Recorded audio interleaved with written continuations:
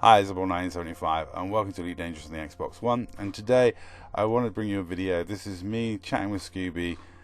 This was a little while ago before we both came back to the DMPS. We caught up and had a chat about various things. And I'm going to call this interview series Come Mine With Me. And I hope to do more in the future. I hope to move it to more of a live recorded situation. At the moment I'm just able to do edited highlights because I don't record my voice when I record these chats. As you can see, Scooby and me were chin wagging down in the corner of the screen. You can see our mics going like hammer and tongs. We chatted for about 3.5 hours about loads of subjects, and one of the things I wanted to talk to him specifically about, and one of the things I'm going to bring you his comments on, was blocking of people on Xbox. Scooby has blocked a lot of players on Xbox, a particular group of players on Xbox, and it's something I wanted to talk to him about because it's a big step to block someone, and it does cause issues in game with instancing.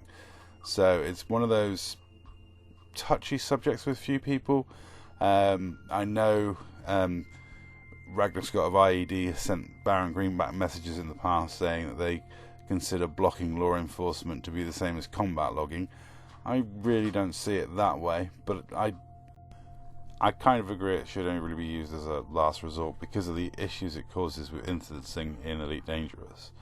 But like I said, I wanted to have a conversation with Scooby because it's a subject we kind of disagree on, but I understand where he's coming from. Now, before I get into the video proper, I want to give some context to something.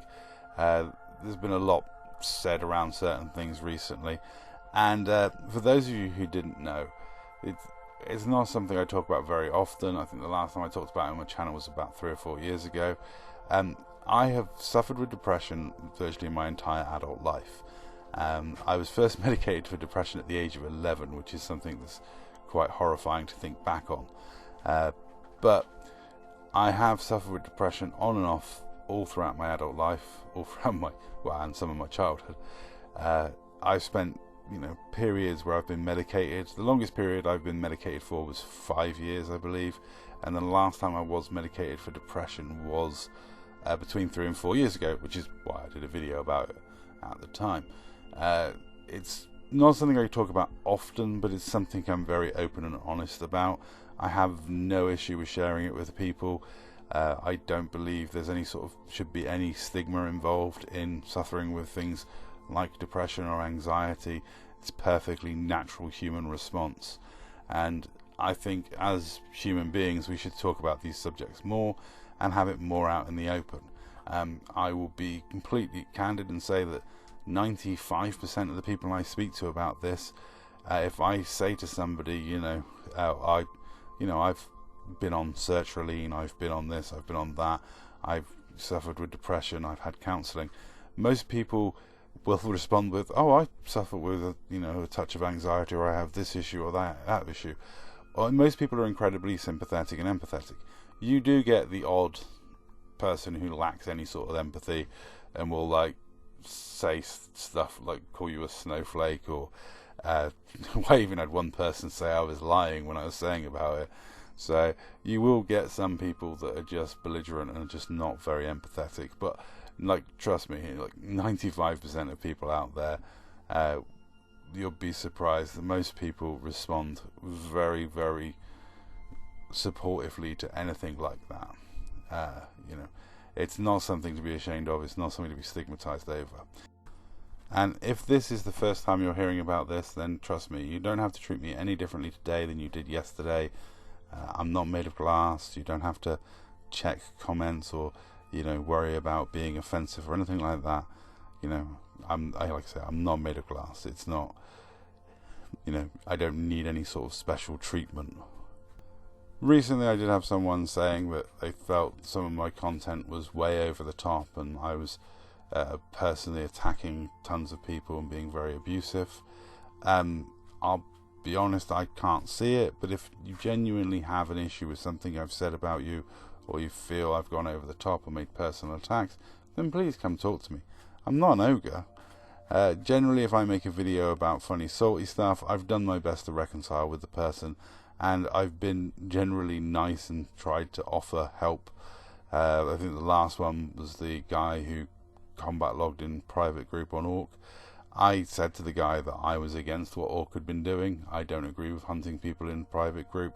I said to the guy that I'm, sympathetic towards what he was saying. I tried my hardest to make the guy understand that it had nothing to do with me, and I was not down with what was happening. But the guy instead wanted to go down the route of personally attacking me and making threats, and at some point in the threats I was like, well, that's it, I'm sorry now, that if you're going to go past a certain limit with me, I feel I'm justified in going past a certain limit back. That's the way I've always treated it on YouTube. I don't look to incite salt and hatred. If I make a video, I'm doing it for fun reasons only. I'm not looking to push people's buttons or make them salty or angry.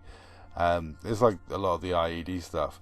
They keep saying that I'm lying over and over again, but when I challenge them and say, come back to me with specific points I've lied about in videos, that's when it falls down. And I'll be honest, if you're going to say that I'm a toxic lying person, then you should easily be able to provide evidence and screenshots of my toxicity and my lying and my hatred.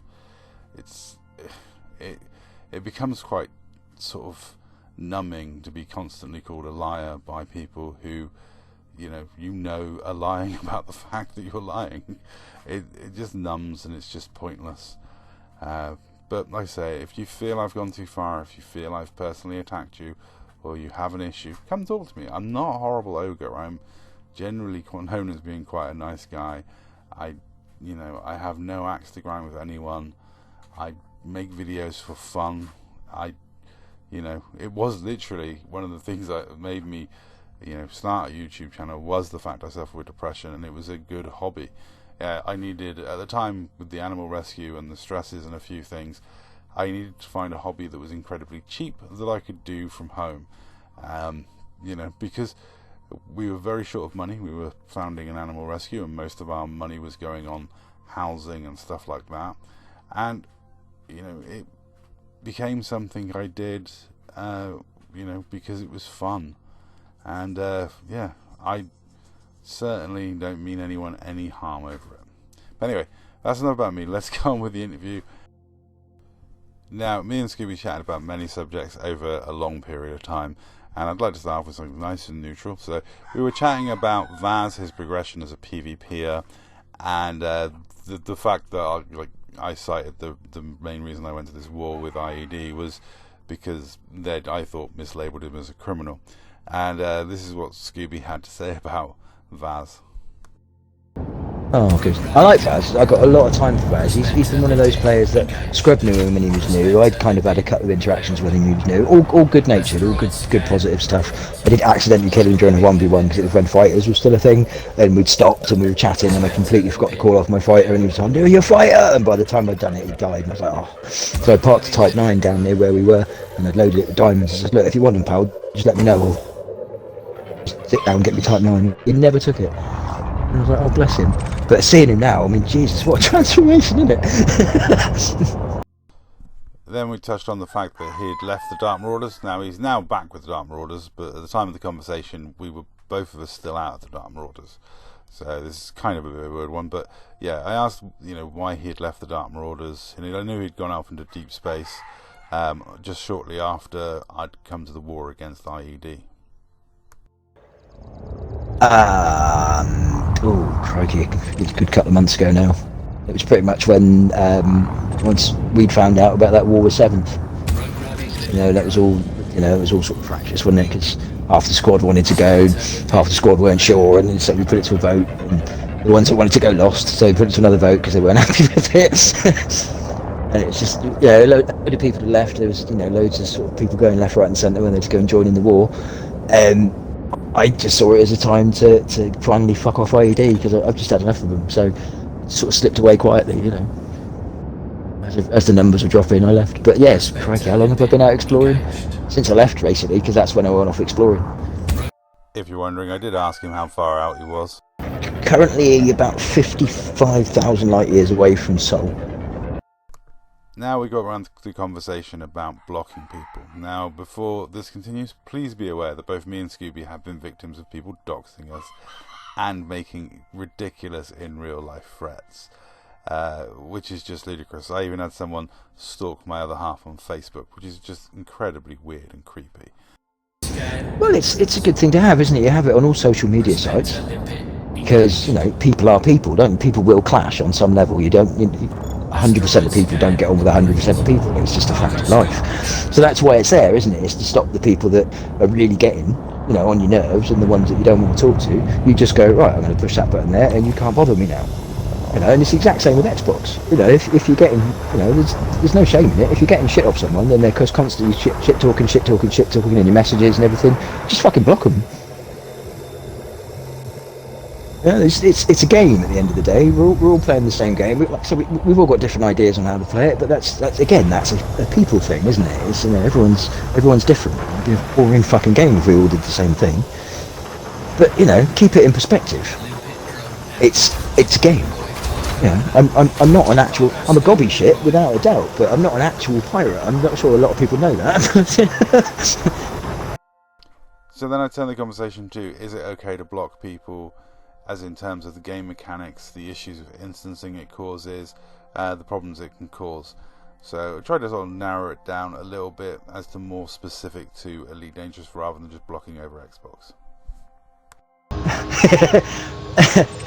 Is it okay to block people under the right circumstances? To use a tool like that, be it on social media or your Xbox, to get an advantage over somebody, or to get an underhanded tactic used against somebody, then no, that's using it as an exploit.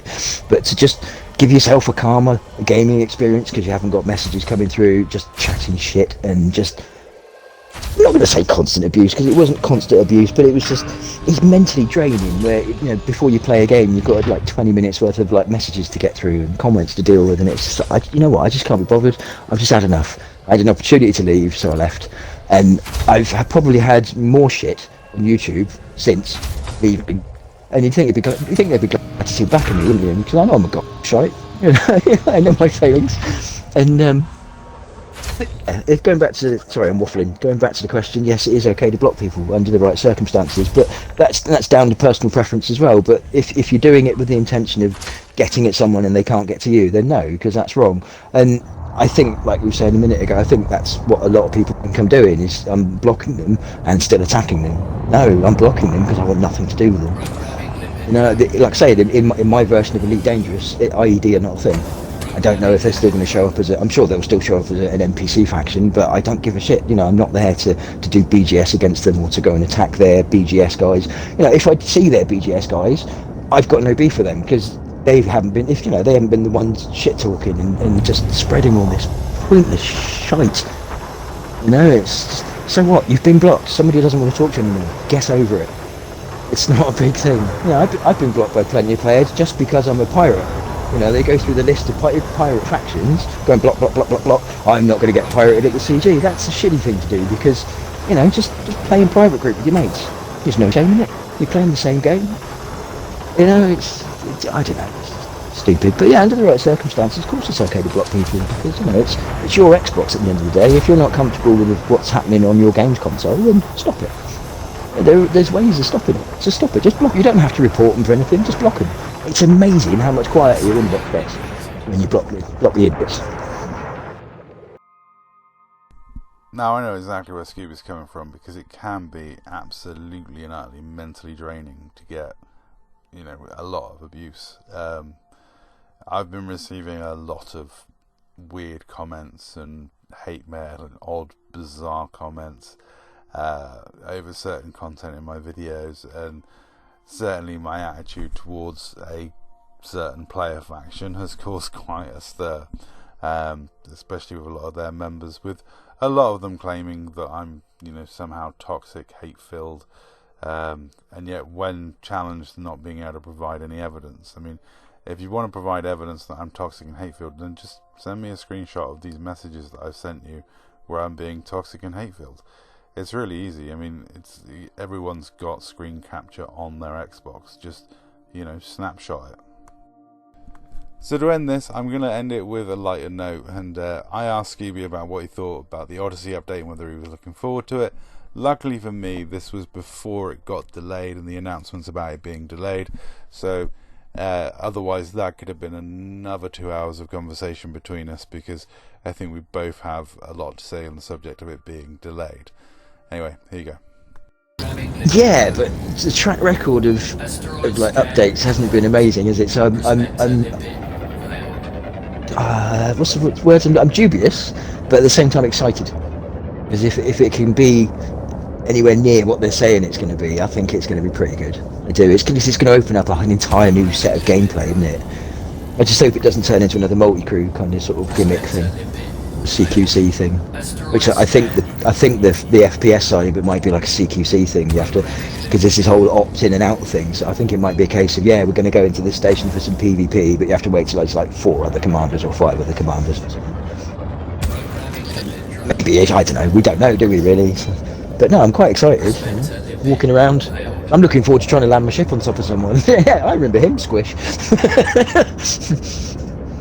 I don't know if that'll be a thing.